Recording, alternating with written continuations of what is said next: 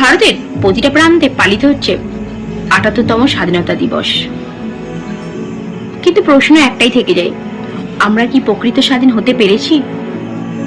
বা আমরা কি প্রকৃত স্বাধীন? স্বাধীনতা মানে মুক্তি, স্বাধীনতা মানে নতুন স্বপ্ন, নতুন আশা, নতুন বাঁচার আলো। অথচ আমাদের এই দেশে, আমাদের এই শহরের বুকেই একটা ফুটফুটে মেয়ের জীবনের আলোটাই নিভে গেল।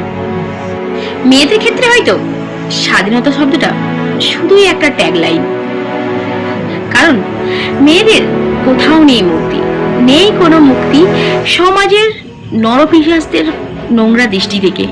মেয়েদের মুক্তি নেই সমাজের কিছু পশুরূপী মানুষদের হাত থেকে। মেয়েদের মুক্তি নেই সমাজের কিছু নরখাদকদের নোংরা স্পর্শ থেকে। কোথাও নেই তাদের নিরাপত্তা, না বাসে, না ট্রামে, না কোনো নিজস্ব কর্মক্ষেত্রে। অথচ এই দেশকে স্বাধীন করার জন্য পুরুষদের সঙ্গে নারীরাও সমান কাঁধে কাঁধ মিলিয়ে আন্দোলনে ঝাঁপিয়ে পড়েছিল।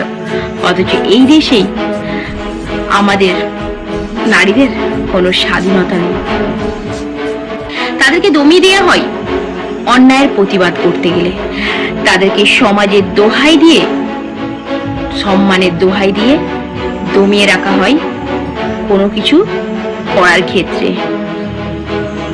কারণ তুমি নারী, তুমি নারী, তোমার উপর সব চাপানো যায়।